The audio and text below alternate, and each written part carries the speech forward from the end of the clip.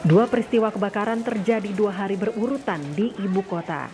Pada Jumat siang 26 Maret, kebakaran terjadi di permukiman padat penduduk di kawasan Matraman, Jakarta Timur.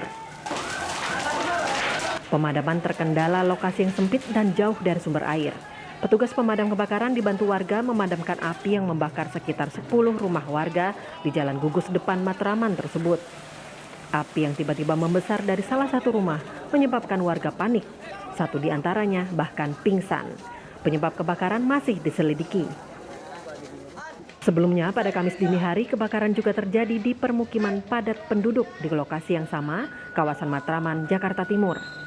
Menurut petugas damkar, api bersumber dari rumah kontrakan 5 pintu di Jalan Pisangan Baru 3 ini. Api dapat dipadamkan setelah beberapa jam. Akibat kebakaran ini 10 penghuni kontrakan ditemukan meninggal dunia. Penyebab kebakaran diduga berasal dari korsleting listrik. Dua kebakaran ini menambah deret panjang daftar kebakaran di Jakarta. Mengutip informasi dari situs Dinas Penanggulangan Kebakaran dan Penyelamatan atau Gulkarmat DKI Jakarta, jakartafire.net, sejak awal tahun hingga 15 Maret 2021 telah terjadi 260 kebakaran dan 908 upaya penyelamatan. Kerugian pun ditaksir mencapai 31,9 miliar rupiah. Merujuk data tersebut, ada 5 variabel penyebab kebakaran, yakni listrik, rokok, kompor, lain-lain dan belum diketahui. Dinas Penanggulangan Kebakaran dan Penyelamatan DKI Jakarta mendata dari 5 variabel tersebut, listrik menjadi penyebab tertinggi terjadinya kebakaran. Pada 2016, kebakaran diakibatkan listrik hampir 800 kasus. Pada 2017 dan 2018, kebakaran diakibatkan listrik meningkat menjadi lebih dari 800 kasus. Sedikit menurun pada 2019 di bawah 600 kasus.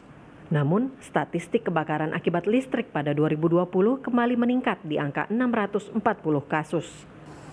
Akibat kebakaran bukan hanya harta benda yang hangus, namun juga para korban perlu pendampingan psikologis.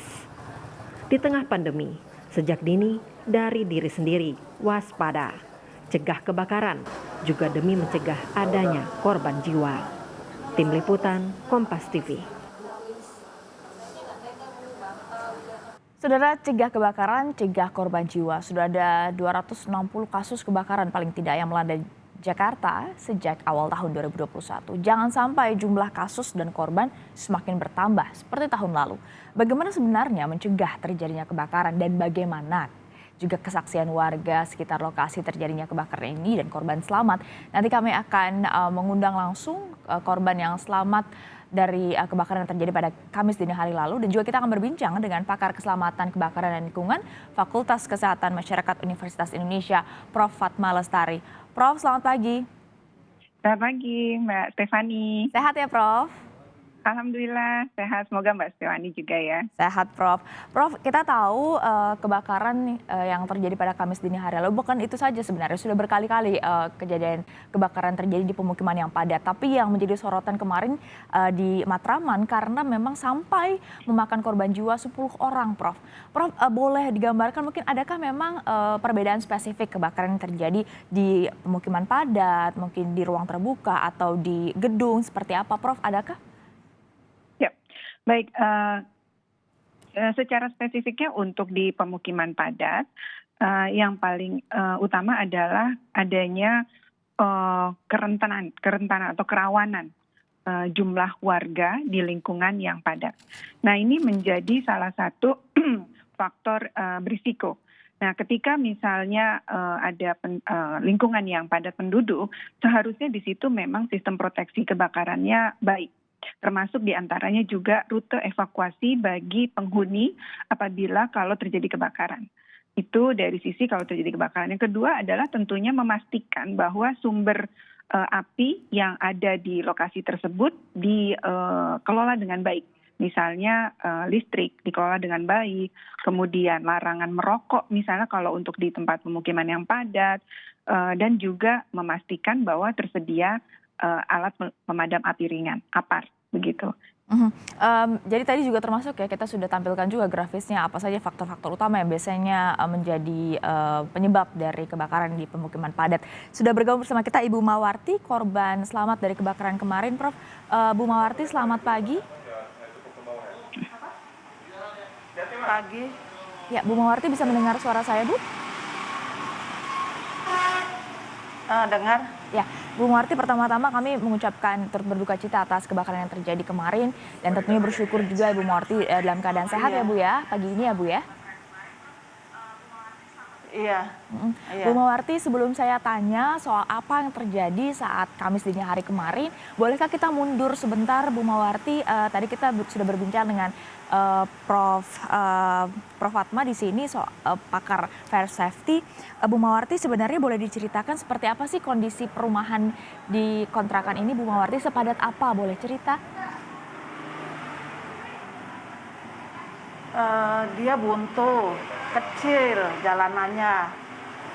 Ukuran jalannya 1,5 meter. Emang padat. Jadi gang menuju ke kontrakan ini memang hanya 1,5 meter begitu ya Bu ya? Iya. Di kontrakan ini sendiri sepadat apa Bu? Cuma kita 4 pintu.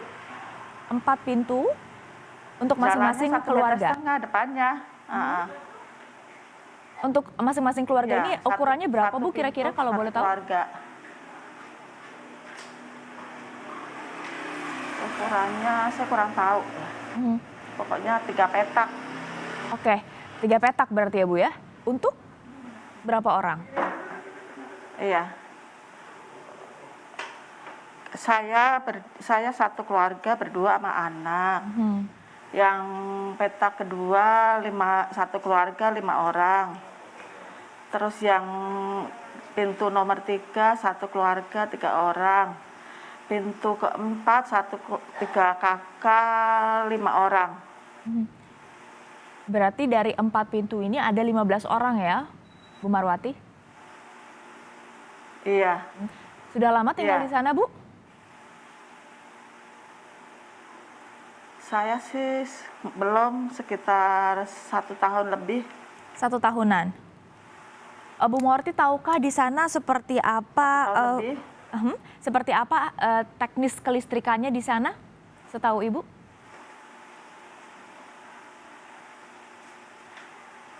Listriknya ya begitu, rapat-rapat gitu.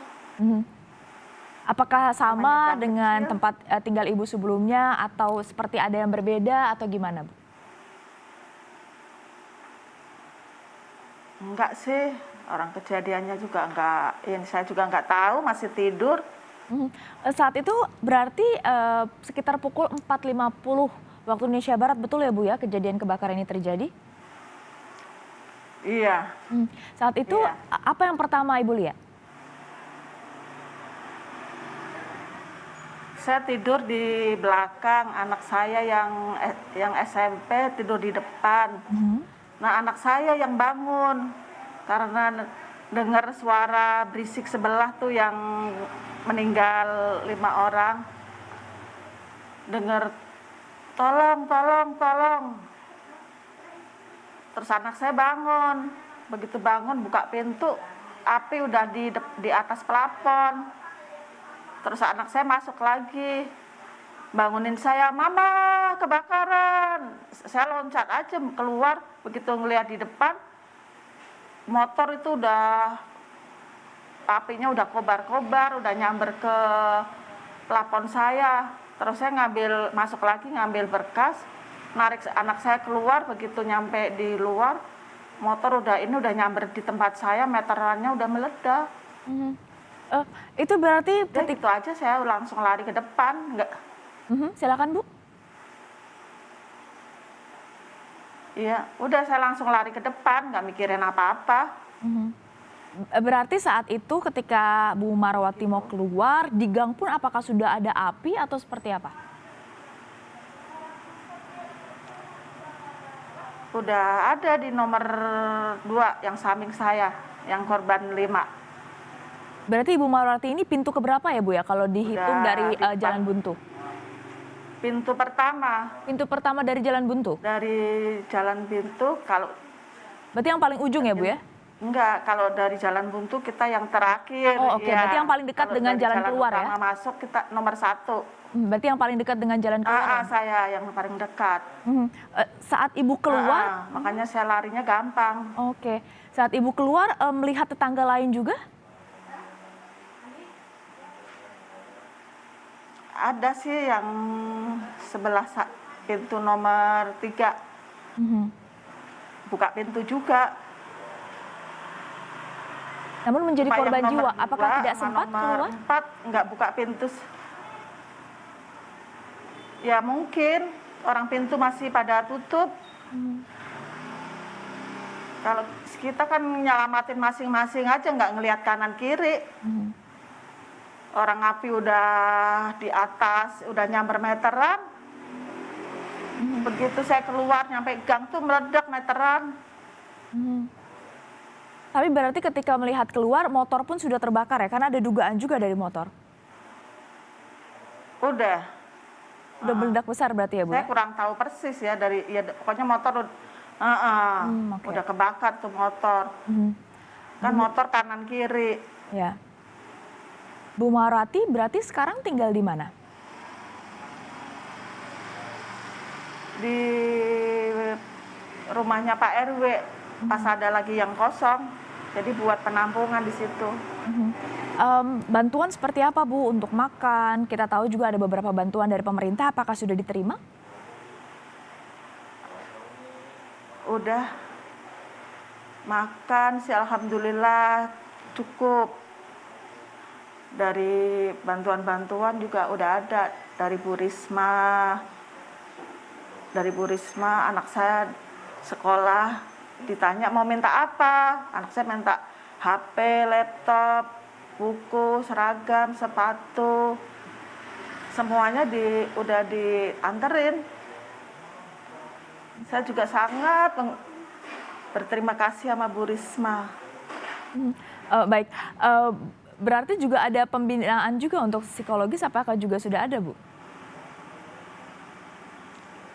Udah 2 kali. Nah, juga ada tawaran untuk memberikan tempat tinggal sementara untuk Ibu dan juga 4 korban selamat lainnya. Tinggal menunggu kesediaan dari Ibu dan juga seluruh korban selamat. Apakah bersedia untuk nanti pindah ke tempat yang disediakan oleh pemerintah atau seperti apa? Saya masih pikir-pikir dulu, masih mau nenangin diri dulu.